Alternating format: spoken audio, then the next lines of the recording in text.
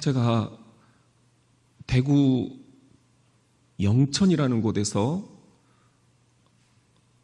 군목 훈련을 받았는데 이제 7월 1일 날 임관을 했습니다. 3개월 그 떼학볕 밑에서 훈련을 받고 임관을 하는데 얼마나 아내가 보고 싶겠어요. 또 그 임관 대의 계급장 달아주기 위해서 어머니도 오시고 아버지도 오시고 장인어른 오시고 장모님 오시고 우리 조그만 애들 아장아장 이렇게 걸어와서 그 연병장에서 수고했네 하면서 계급장을 달아주실 걸 생각하니까 밤이 너무 길더라고요. 잠을 못 잤어요. 근데 진짜 실망했습니다. 아내한테 실망했고 애들한테 실망했고 장인 장모님한테 실망했고 어머니 아버지한테 실망을 했습니다. 그 연병장에 우리 군목 후보생들이 계급장을 딱 달기 위해서 기다리고 있었거든요. 자, 이제 부모님들 그리고 사랑하는 가족들 전부 다 가서 계급장을 달아주십시오. 사회자의 방송이 있었어요. 내가 딱 보니까 저만치서 막 오시는 거예요. 야, 진짜 3개월 만에 뵙는 거예요. 얼마나 감격의 재회를 해야 되는 순간인지. 근데 앞에 오더니 옆으로 지나가는 거예요. 나를 몰라보는 거예요. 얼마나 얼굴이 시커멓게 타버렸는지 난 좀 몰랐다고 그러더라고요. 한참을 헤매고 막 다니는데 내가 그냥 삐져가지고 가만히 이렇게 있었어요. 야, 정말 사람이 몰라볼 수도 있구나. 남편도 몰라보고 애들이 아빠도 몰라보고 부모님들이 아들도 몰라보는, 야, 그렇게 떼학볕 아래서 3개월 훈련을 받았습니다. 그 훈련 기간 동안 가장 힘든 건 뭐였을까요? 물이었습니다. 그 물 한 모금이 그렇게 소중하다는 것을 그때서 알았습니다. 정말 물 한 모금 마시고 싶어서 이 수통이라고 그러잖아요. 그 조그만 물병을 얼마나 애지중지 아꼈는지요. 100km 행군을 할 때에도 이 물통의 물을 어떻게 나눠서 마셔야 끝까지 갈 수 있을까? 오직 그 생각이었던 것 같아요. 유교 훈련을 받을 때도 어떻게 내가 이 훈련을 받고 잠시 쉬는 틈에 물 한 모금 마실 수 있을까? 온통 그 생각이었던 것 같아요. 물은 그렇게 소중하더라고요. 우리 같이 한번 따라해 봅시다. 사슴에겐 시냇물이 필요하다. 오늘 1절 말씀에 보면은 하나님이여 사슴이 시냇물을 찾기에 갈급한 같이 내 영혼이 주를 찾기에 갈급하니이다. 사슴이 시냇물을 찾기에 갈급하다. 여러분, 이것이 상상이 되시나요? 그림으로 한번 신학적인 상상력을 발휘해서 형상화해 보십시오. 오죽하면 사슴이 시냇물을 찾기에 갈급해야 할까? 이 갈급함. 요엘서 1장 19절 20절에 보면은 여호와여 내가 주께 부르짖습니다. 불이 광야의 목초지를 태워버렸고 불꽃이 들판에 있는 나무들을 모두 불살라버렸습니다. 들판의 짐승들도 주를 갈망하고 있습니다. 시냇물의 물줄기가 말라버렸고 불이 광야의 목초지를 태워버렸습니다. 요엘서에도 이 말씀이 나오고 있는 거예요. 시냇물이 물줄기가 말라버렸다. 팔레스틴은 뙤약볕으로 아주 사람들을 애를 태웁니다. 4월부터 10월이 되면은 워낙 가뭄이 심하기 때문에 시냇물이 말라버립니다. 시내는 건천이 되고 물은 마른 흔적만 남습니다. 모래 언덕을 넘어도 물이 없습니다. 들판을 넘어도 물이 없습니다. 그래서 출애굽기 17장 3절에 보면은 광야 40년 동안 뭐가 제일 힘들었느냐? 거기서 백성이 목이 말라 물을 찾으매 그들이 모세에게 대하여 원망하여 이르되 당신이 어찌하여 우리를 애굽에서 인도하여 내어서 우리와 우리 자녀와 우리 가축이 목말라 죽게 하겠느냐? 우리가 배고파 죽겠다 이야기를 하는데 이 이스라엘 백성들은 그것보다 더 심한 게 있었는데 목말라 죽겠다. 왜 우리를 이 광야로 데리고 나와서 목말라 죽게 하느냐? 오늘 본문도 그런 탄식입니다. 다시 한번 1절을 보면은 하나님이여 사슴이 시냇물을 찾기에 갈급함같이 사슴이 시냇물을 찾기에 갈급한다. 이 시냇물이라는 게 뭘까요? 이건 매우 상징적인 시인의 언어입니다. 문학적인 표현입니다. 이 시인에게서 사슴은 무엇이고 이 시인에게서 시냇물은 무엇이었을까? 저는 이 시인이 노래하는 시냇물이야말로 우리 현대인들이 찾고 있는 그 무엇보다도 우리는 용모에 목이 마릅니다. 그래서 방학이면 성형 수술을 하는 학생들이 미어 터진다고 그러잖아요. 개학을 하면 선생님이 애들을 몰라본다고 그러잖아요.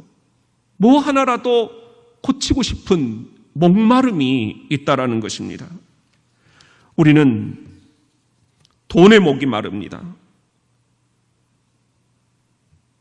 청년들은 자동차를 사고 싶은 욕망에 목이 마릅니다. 집을 마련하고 싶은 목마름이 있습니다. 아이들 레슨 하나라도 더 시켜주고 싶은 목마름이 있습니다. 우리는 또한 명예에 목이 마릅니다. 오늘 장로님 기도하셨듯이 우리는 정욕과 권력에 목이 마릅니다. 정치인들은 떨어지면 또 목이 말라 다음에는 될 것 같은 그 목마름 때문에 계속해서 시도를 하고 가산을 탕진하고 그리고 끝이 안 좋습니다. 노년도 목마름이 있습니다. 과거를 추억하는 목마름, 아기처럼 건강에 대한 목마름, 장수에 대한 목마름, 달고 맛있는 사탕, 과자에 대한 목마름. 이렇게 보면은 우리 모든 인생은 목마름이라는 게 있다라는 것입니다. 사슴이 시냇물을 찾기에 갈급하는 것과 같은 이 목마름, 여러분에게 이 목마름이 지금 무엇입니까? 이사야 55장 2절에 보면은 너희가 어찌하여 양식이 아닌 것을 위하여 은을 달아주며 배부르게 하지 못할 것을 위하여 수고하느냐? 내게 듣고 들을지어다. 그리하면 너희가 좋은 것을 먹을 것이며 너희 자신들이 기름진 것으로 즐거움을 얻으리라. 필리핀의 마르코스 대통령 그 부인 이멜다 여사에 대한 이야기들을 우리는 나중에 깜짝 놀랐지요. 20년을 지내고 1986년 피플 파워 때문에 권좌해서 남편이 물러나면서 하와이로 망명을 했잖아요. 근데 진짜 우리를 놀라게 한 것은 1998년 대법원에서 이제 무죄 방면이 됐는데, 이때 이 이멜다 여사가 도망가면서 놔놓고 간 치장용품들이었습니다. 말라카냥 궁에 지하로 21m짜리 큰 방이 있었는데, 거기에 최고급 브랜드 구두가 몇 켤레요? 2200켤레, 가운이 200벌, 검은색 브래지어가 500개, 가발이 30개, 아직 뜯어보지도 않은 스타킹 박스가 200개, 수백 개 보석 상자들. 이 짧은 인생, 그걸 다 어떻게 사용을 할 수 있겠습니까? 향락에 대한 목마름. 어찌하여 양식이 아닌 것을 위하여 우리가 이렇게 목말라 하는지. 누가복음 21장 34절에 보면은 너희는 스스로 조심하라. 이런 세상의 목마름을 조심하라. 그렇지 않으면 방탕함, 술취함, 생활의 염려로 마음이 둔하여지고 뜻밖의 그날이 덕과 같이 너희에게 임하리라. 세상의 목마름은 이렇게 우리를 더 목마르게 할 뿐이라는 것입니다. 덫과 같아서 다 그 덫에 걸리고 만다라는 것입니다. 저도 그렇습니다. 여기 있는 여러분 모두가 그렇습니다. 이 시간 온라인으로 참여하는 우리 사랑하는 모든 부모와 자녀들, 우리가 이 시간에 사슴이 시냇물을 목말라 하며 갈급해하는 것과 같은 그런 갈증, 갈급, 목마름이 무엇이냐? 무엇입니까? 이 세상의 목마름으로는 해결될 수 없는 것들이 있다라는 거예요. 주님께서는 오늘 우리에게 약속을 하십니다. 이사야 41장 18절 시작. 내가 메마른 산에 강이 흐르고 골짜기 사이에 시냇물이 흐르게 하겠다. 내가 광야를 물구덩이로 막고 메마른 땅을 샘물로 만들겠다. 진정한 시냇물이 흐르는 놀라운 약속, 그것은 하나님께 있다라는 거예요. 그게 뭘까? 그게 뭘까? 우리 같이 한번 따라해 봅시다. 내 영혼에도 갈망이 있다. 전도서 기자는 1장 8절에 이렇게 얘기합니다. 모든 만물이 피곤하다는 것을 사람이 말로 다 할 수 없나니 눈은 보아도 족함이 없고 귀는 들어도 가득 차지 않은도다. 우리가 이렇게 세상의 목마름으로 오늘 또 좀 더 많이 높이 오르고 또 올라보지만 갈증이 해결되지 않는다. 눈은 보아도 족함이 없다. 귀는 들어도 가득 채워지지 않는다. 오히려 만물이 피곤할 뿐이다. 우리 인생을 이렇게 정확하게 진단을 하고 계시는 거예요. 피곤한 이 인생, 마음의 무수생물태다, 그렇게 표현을 하는 분이 있더라고요. 맥스 루케이도라는 분이 목마름이라는 책에서 그렇게 얘기를 해요.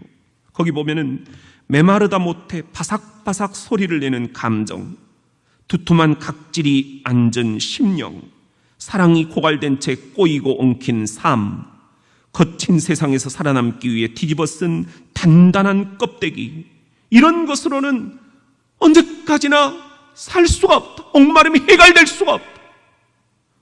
이제 우리는 어떻게 해야 한다는 말인가? 우리 인생에 좀 더 본질적이고 좀 더 근원적인 목마름, 갈망, 갈증이 있다라는 것을 우리들이 눈을 떠야 한다. 그런 말씀을 여기서 하고 계셔요. 우리 1절 말씀 다시 한번 봅니다. 하나님이여 사슴이 시냇물을 찾기에 갈급함같이 시작. 내 영혼이 주를 찾기에 갈급하니이다. 내 영혼이 주를 찾기에 갈급하다. 세상의 목마름을 넘어서 주를 찾는 목마름이 더 근원적이다라는 거예요. 2절 말씀 시작. 내 영혼이 하나님 곧 살아계시는 하나님을 갈망하나니 내가 어느 때에 나가서 하나님의 얼굴을 배울까. 살아계신 하나님을 갈망하는 우리 영혼의 목마름, 이것이 해결되지 않고서는 돈도 명예도 권력도 쾌락도 우리의 이 근원적인 목마름을 씻어내줄 수가 없다라는 것입니다.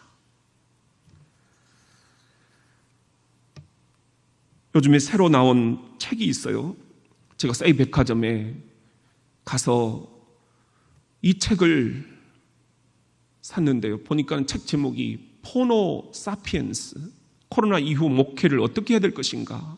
굉장히 지금 간절한 기도를 하고 있는데 제 눈에 쏙 들어오더라고요. 포노 사피엔스. 이게 뭐지? 우리 인간을 일컬어서 호모 하면서 쭉쭉쭉쭉 설명을 해왔잖아요. 근데 신생 인류가 지금 태어났다라는 거예요. 스마트폰 시대의 신생 인류, 그것을 스마트폰을 가지고 모든 것을 다 해버리는 사피엔스, 인류가 태어났다. 공감이 되더라고요. 이 책의 내용은 그런 거예요. 시대가 완전히 달라졌다는 것입니다. 지금 목회도 완전히 이제 달라지고 있어요. 이 코로나를 종식을 할 수 없다라는 전문가들의 의견이에요. 이게 2년, 어떤 이들은 3년까지도 갈 수 있다. 아니, 그 이후로도 계속 코로나와 같이 살 수밖에 없다. 그렇다면 지금 5개월째 저랑 얼굴 한번 못 보고 있는 이 성도들, 우리 교회 성도인가요? 아닌가요? 이건 심각한 질문입니다. 저에게는. 이분들도 내 목회의 대상입니다. 이분들도 내 양입니다. 이분들에게도 저는 담임 목사이고 싶습니다. 어떻게 말입니까? 포노 사피엔스, 이제는 스마트폰, 이 스마트폰으로 모든 것이 다 가능한 신생 인류가 생겨났다는 거예요. 그러니 목회도 방향을 완전히 바꾸라는 것입니다. 교회 공동체에 모일 때는 공동체 예배로, 그래서 우리가 공중 예배, 옛날에 그렇게 얘기했죠. corporate worship, 이렇게 얘기를 했어요. 그런데 이제는 이 공중 예배에 나오지 못하는 순간들이 계속해서 생겨날 거라는 겁니다. 그때마다 우리는 이 포노 사피엔스, 유튜브를 활용을 하거나 페이스북을 활용을 하거나 트위터나 인스타를 활용을 하거나 카톡을 활용하거나, 이제 우리가 다음 주 화요일에는 선한 목자들에게 화상으로 한번 연결을 해서 우리가 함께 만나보려고 해요. 좋은 세상이 올 때까지 기다려서는 안 되겠다, 그런 생각입니다. 코로나가 끝날 때까지 기다릴 수는 없다라는 그런 생각입니다. 이제 내가 새로운 목회의 방법을 가지고 교인들에게 다가가야 되겠구나.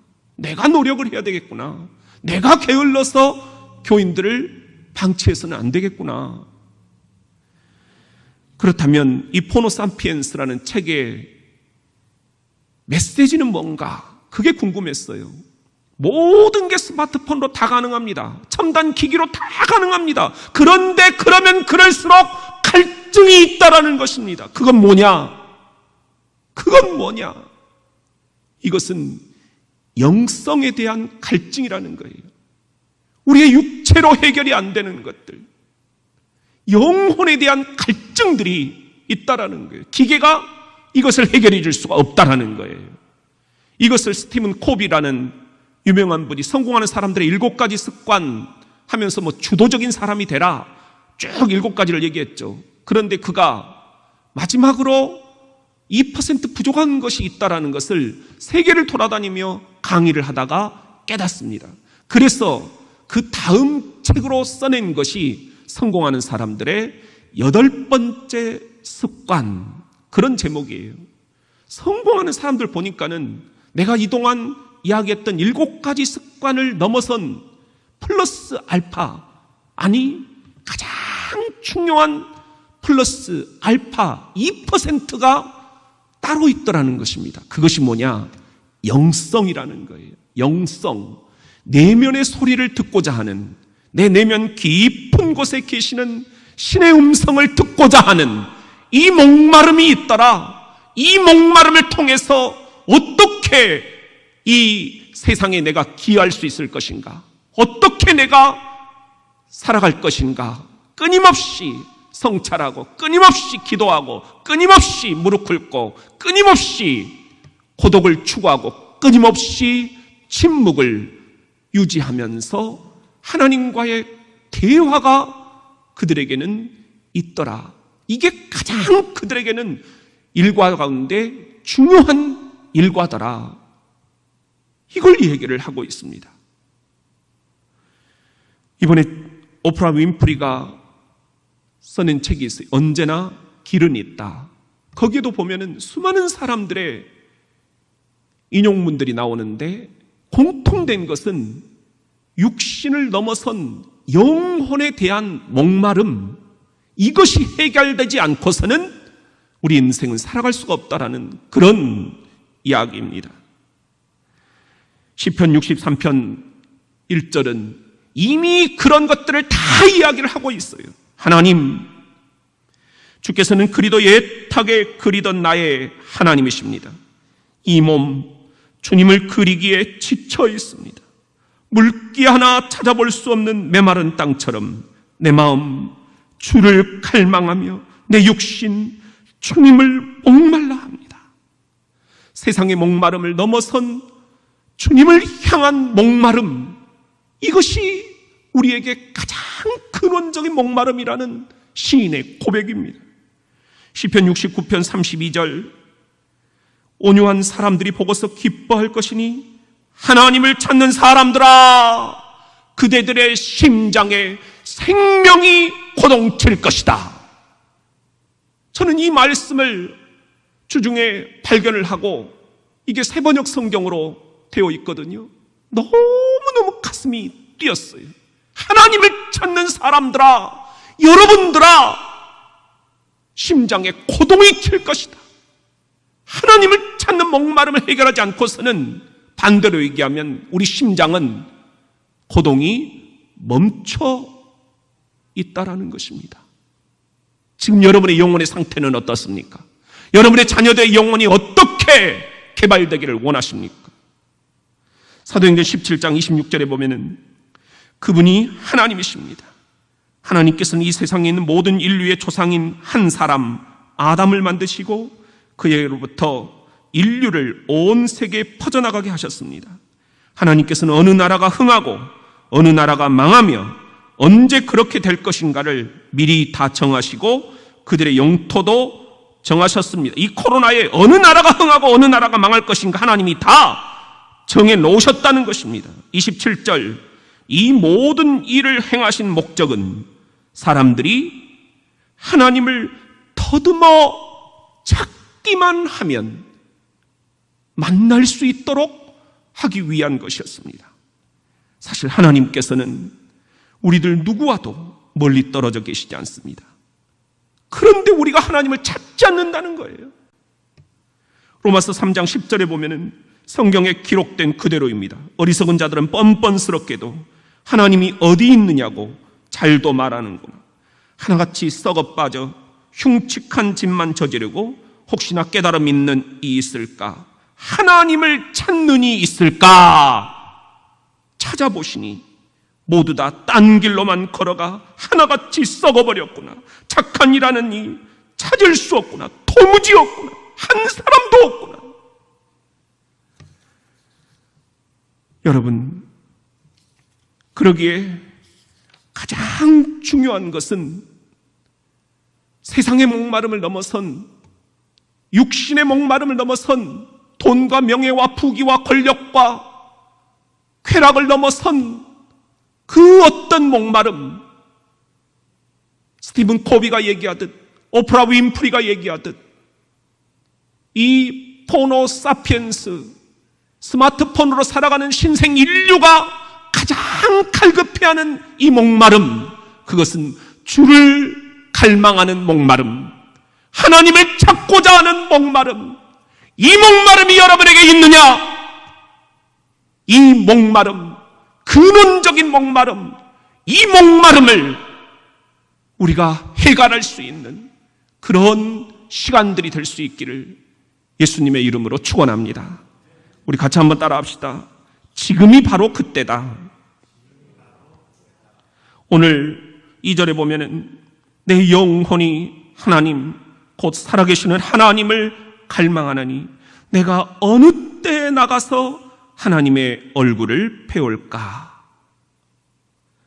지금 시인이 어떤 상황일래 내가 어느 때 나가서 하나님을 배울까? 하나님에 대한 이 목마름을, 사슴이 시냇물을 찾듯 갈급해하는 내 영혼의 이 목마름을 내가 어느 때 해결을 할 수 있을까? 도대체 어떤 사연이 있길래, 어떤 상황이길래 그럴까? 1절에 보면은 그 힌트가 있습니다.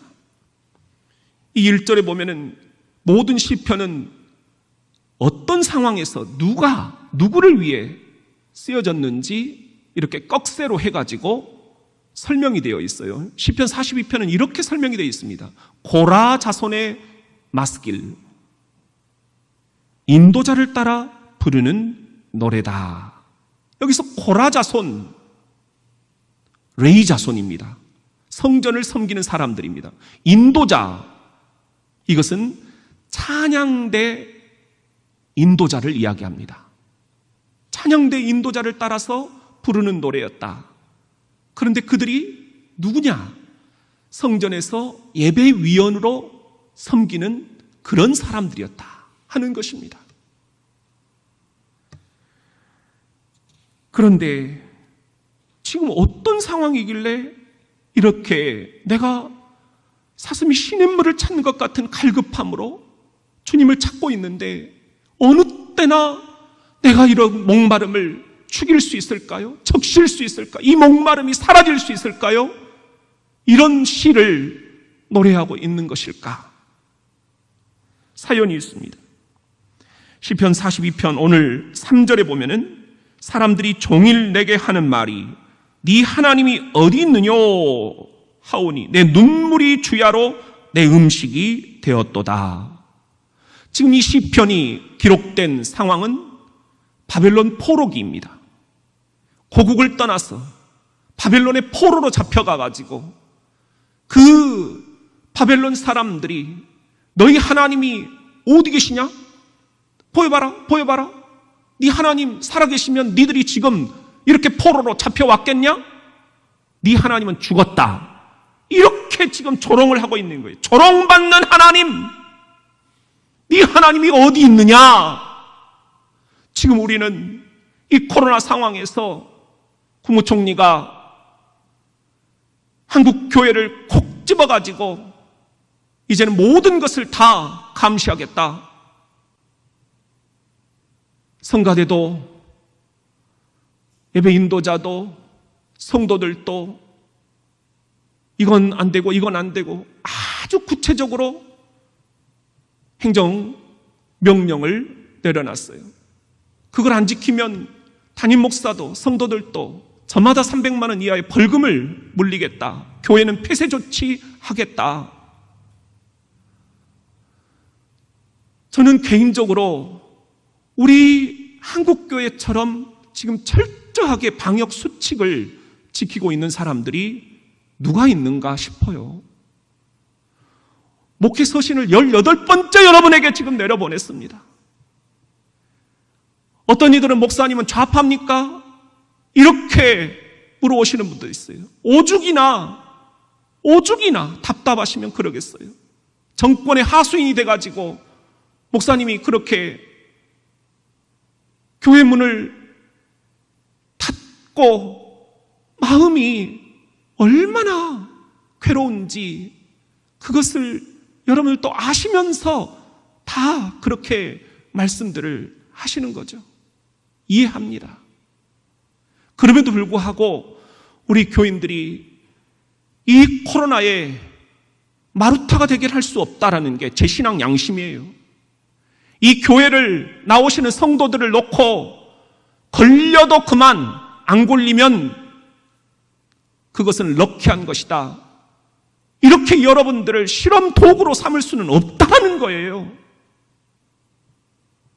이 코로나에 내가 죽어도 된다.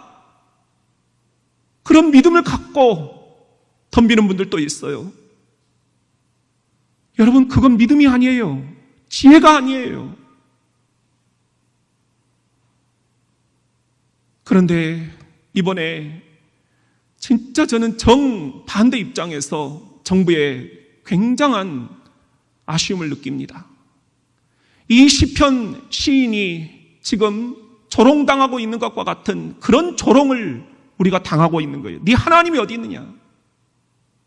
한국 교회 너희들의 하나님이 어디 있느냐? 교회가 다 지금 코로나의 이 온상이지 않느냐? 국무총리도 교인이라고 들었어요. 아마 방역 전문가들도 다 교회를 다니시는 분들이 있겠지요. 그럼에도 불구하고 이분들이 이렇게 이야기를 하는 것, 거기에는 종교적인 형평성이 깨어져 있습니다. 거기에는 시설 간의 형평성도 깨어져 있습니다. 우리가 잘 알듯이 식당이나 카페나 술집이나 다 지금 퇴폐의 밤거리가 휘황찬란하게 빛나고 있습니다.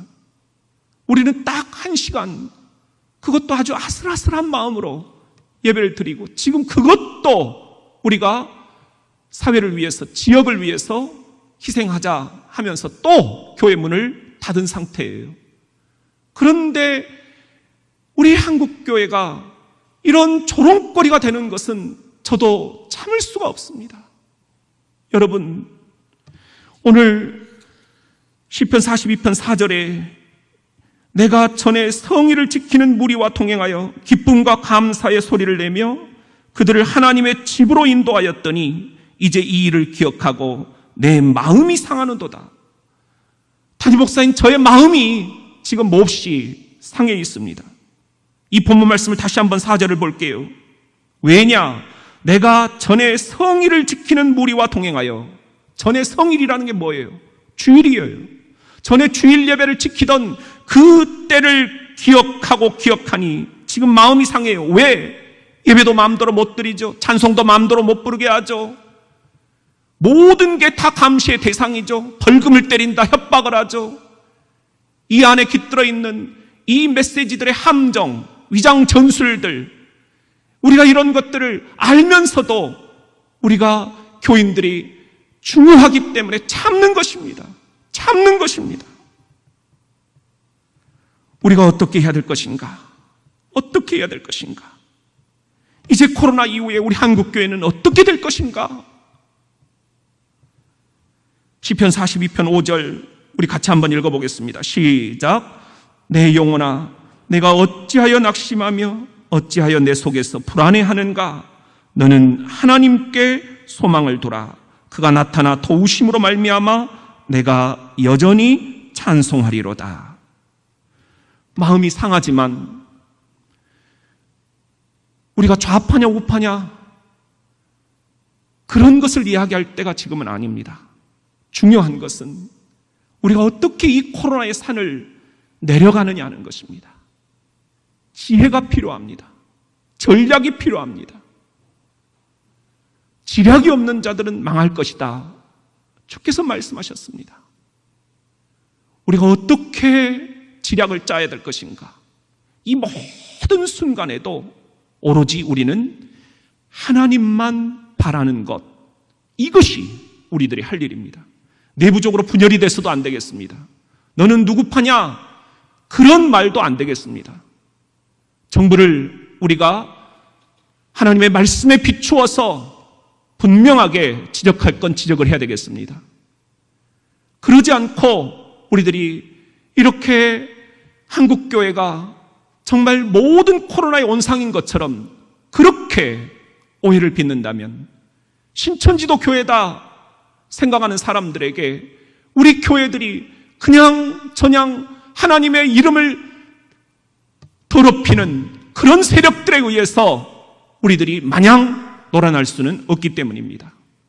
이런 모든 상황들 가운데 우선은 하나님을 바라는 것입니다. 너는 하나님만 바라라. 하나님만 바라면서 우리들 모두가 다 두 눈을 주신 하나님, 균형 감각을 가지고 아닌 것은 아니오, 예인 것은 예, 교인들을 위해서 보호할 것은 철저히 보호하고 목숨을 걸어서 양떼를 지켜내고, 그리고 우리가 악한 세력들의 꾀임에 대해서는 나인, 노라고 분명히 우리들이 항의할 수 있어야 되겠습니다. 오늘 이 시편 42편을 사슴이 시냇물을 찾아 갈급해 한다. 우리는 이렇게 시작을 했습니다. 우리는 목마른 사슴이 되어서 오늘 노래를 부릅니다.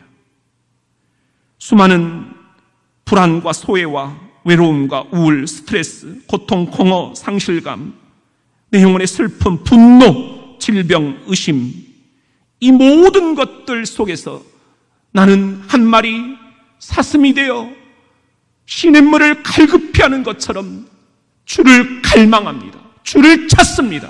그런데 놀라운 건 우리가 주를 찾기 전에 주께서 먼저 2020년 전 우리를 찾아 이 땅에 오셨다는 것입니다. 이것이 복음입니다. 이것이 예수 그리스도의 복음입니다. 이것이 십자가의 복음입니다. 믿음은 이런 것이다 하면서 클레르로의 버나드라는 분이 얘기를 했어요. 하나님을 찾는 모든 영혼은 그 일이 하나님께서 기대하신 것이며 그가 하나님을 찾기 시작하기 전에 먼저 하나님께서 그를 찾으셨다는 것을 알아야 한다. 퀘이커의 루퍼스 존스라는 이분은 이중탐색이라는 용어를 쓰셨어요. 우리 인간은 하나님을 찾으며 마찬가지로 확실하게도 하나님도 우리를 찾으신다. 이것이 2020년 전 예수 그리스도의 성육신 사건이었습니다. 이사야 55장 1절 오호라 너희 모든 목마른 자들아 물로 나오라 돈 없는 자도 오라 너희는 와서 사 먹되 돈 없이 값 없이 와서 포도주와 젖을 사라. 우리가 이 시리즈 동안 계속 이 말씀을 암송할 거예요. 모든 목마른 영혼들아, 현대인들아, 포노 사피엔스들아, 내게 오라. 값없이 돈 없이 나에게서 포도주와 젖을 사라. 요한복음 4장 14절에 이 예언의 말씀대로 내가 주는 물을 마시는 자는 영원히 목마르지 아니하리니 내가 주는 물은 그 속에서 영생하도록 솟아나는 샘물이 되리라. 목마르지 않는 샘물을 주님께서 주려고 우리를 먼저 2020년 전에 찾아오셨다는 것입니다. 그분이 앞으로 또 찾아오시겠다 약속하십니다. 계시록 21장 6절 또 내게 말씀하시되 이루었도다. 나는 알파와 오메가요 처음과 마지막이라. 내가 생명수 샘물을 목마른 자에게 값없이 주리니. 기도합시다.